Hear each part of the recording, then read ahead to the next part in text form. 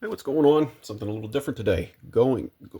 Pick this up on eBay. This is an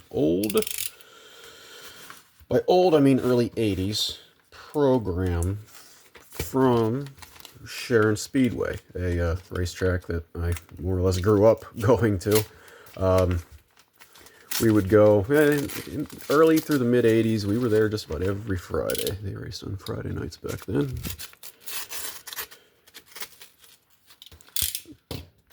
Don't want to. The other side has address information on it, so that's why I'm kind of doing it this way.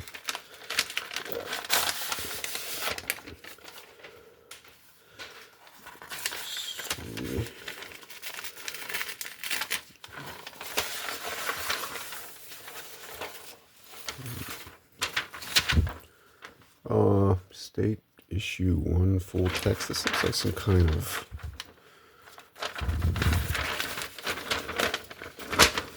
Let's see where this is from.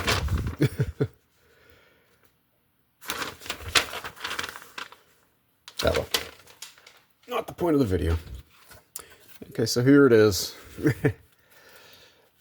Life in the Fast Lane. I have a collection of these. I was actually in 2 of these for winning the kids' bike and big wheel races for 2 different years. I don't have either of those issues, though.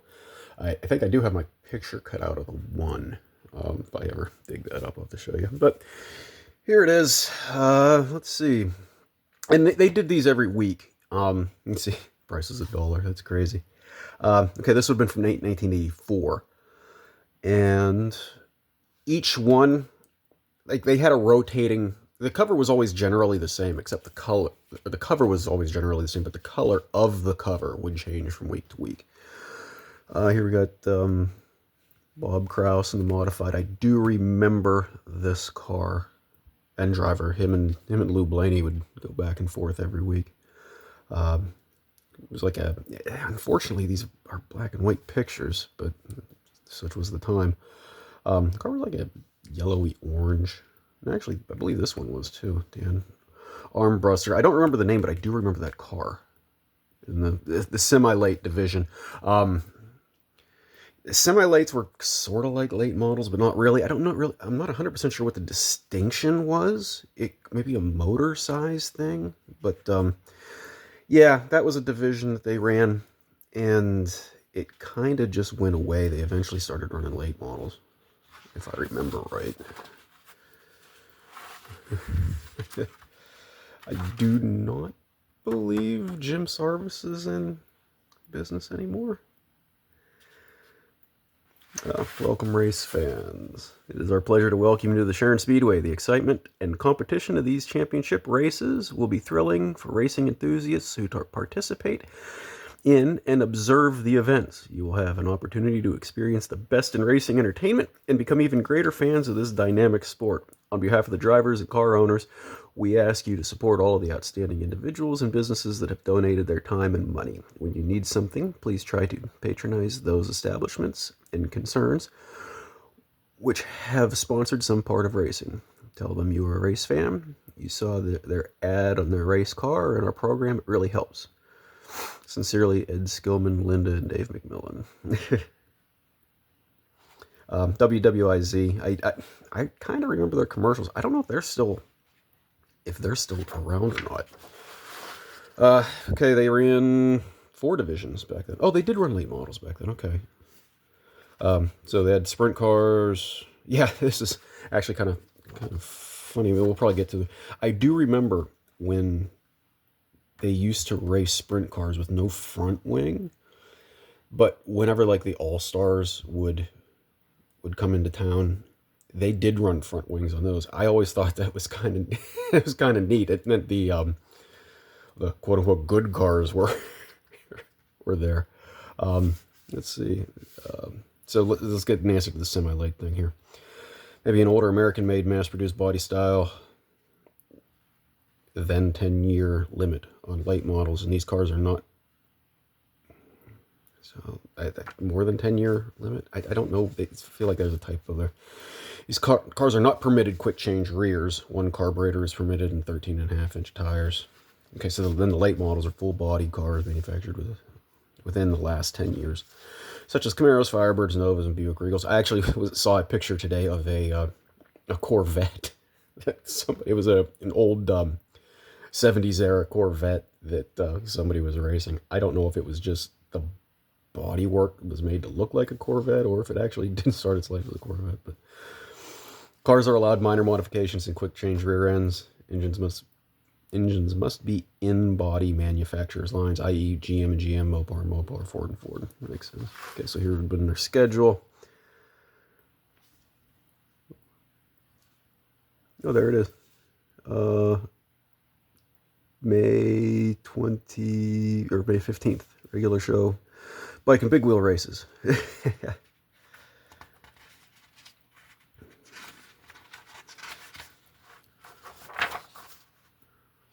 Okay, Fred Linder. I remember that car. It was a white car. The 3X was sky blue. Does look like by 1984 they were running the front wings. Ron Davies in his first ever appearance at Sharon, Clean House, winning late model dash and feature. Neither the name nor the car ring a bell there.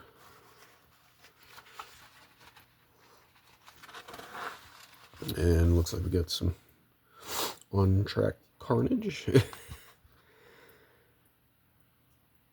Bruce Hordusky. I don't remember that name. Jim Gillespie. I do remember that name. And Jim Wood. I remember both of those drivers, or at least the name. Jim Wood I remember pretty well because he would win a lot, and if I remember right, I think they nicknamed him the Black Widow, I think. The car was black, in case you couldn't tell. But let's see, Dave Yobi, don't know him. Andy Lutz, I remember the Lutz name is Mike Lutz. I saw him drive here not all that long ago. But I don't. I mean, like I said, I know of Andy Lutz, but I don't ever remember actually seeing him. Gary DeSelve.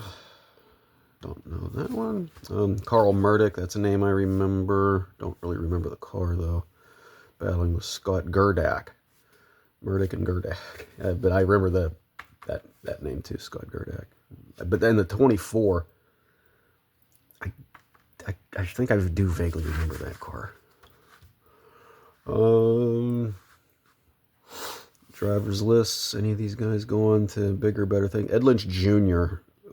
was a local guy who did pretty well on with like the Outlaws. I think he has at least one Outlaw win. He might have two or more. Johnny Bieber was another. I actually met him for a brief time when I was working on my buddy's stepdad. Well, not really stepdad. My buddy's mom's boyfriend's modified coupe. He was friends with Johnny Bieber, so we actually spent some time with them. Nice guy, and I think he has one Outlaw win as well. Yeah, some of these other names I do remember. Yeah, Bob Krause, Lou Blaney. That is the father of Dave Blaney, who is the father of Ryan Blaney. They were local drivers that slowly went on to do bigger and better things. The Blaneys are actually now part owners of Sharon Speedway. Okay, let's see here. Kevin Bolin, the 777. I do remember that one. Funny story with him is I remember there was a, not really a funny story, but I just can't believe I remember it. They were doing a fundraiser for somebody. A driver had been injured or something like that, so they were doing a collection.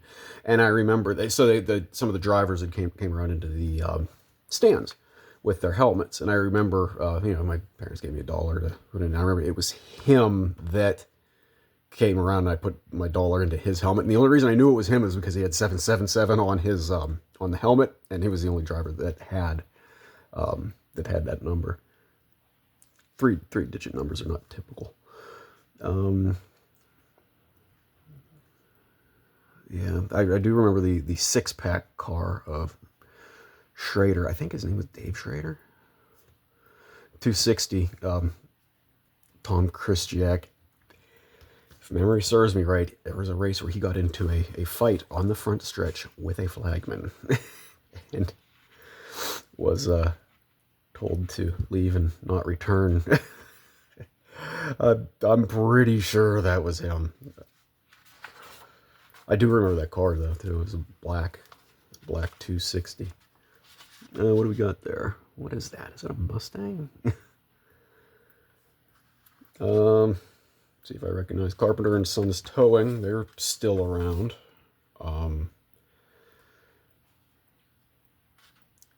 Tri-City Speedway. They actually are still in operation. They don't race sprint cars there though very often. I've never been there. I've been past it a few times, but I've never been there. They race on Sundays. Oh yeah, racing every Sunday night. They still race on Sundays, and it's a little bit of a drive. So I just don't really get there. Let's see. Oh, Booty Petsko. You can't really see the car very well. It was white and green. It was a 00. He lived, I don't want to say next door, but he lived very close to my grandmother. It was like the street, if I remember right, it was the street that kind of butted up to my grandma's street. And I would always try to get whenever we would leave my grandma's, because we would usually go to my grandma's and then go to the track. But anytime we'd go to my grandma's, I'd always try to get my mom to drive past his house, because sometimes he would have the garage door open. I could see the back of the car, and every once in a while, you'd hear him fire it up. Mike Sutton, Rex King. I'm almost positive he doesn't race anymore, but I remember him when I was a kid, and when I was older, he was still racing pretty good too. Yeah, there he is, Johnny Bieber in '66. And then Clyde Neal. I remember this car. This was, if I remember right, the car was generally black, and the lighter colors, I think, were blue, like a sky blue, and then it had that real stylized 22. Newcomer here, Jack Edwards. I don't remember Jack Edwards. Yeah, there is Tom Kristiak.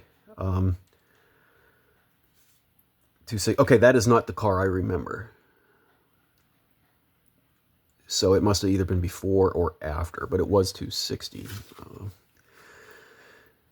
AJ Jack Bickle goes around. Jack Bickle. I don't know. I don't remember the car. Name rings a bell. Who we got here? Rich Preston. I do remember the name Preston, but not Rich. And I don't remember that car. Clark Cathera. I remember that car. And then Bill Bowser in '88. I remember that car. That was one of the ones I really liked. If I remember right, this car was like a copper color. But I don't recall. I'm not 100% sure, but it was a nice looking car. I wish I had some colored pictures of it. Actually, I do. I take that back. I do have a colored picture of this car, but it's like from the front, so you can't see it all that well. McDowell National Bank, they aren't a thing anymore. Eastern Trumbull Ambulance Service, I don't know if that's a thing. Sharon Ford. I don't know if there's a Sharon Ford dealership anymore or not. WNIO 1540 AM rate. I don't think that's a thing anymore. Fenton's Auto Shop. I don't think that's a thing anymore. Okay, this is at Fenton. I'm pretty sure there was a Fenton that went to my high school. Powell's Garage. Oh, First Name Fireworks Zambelli International.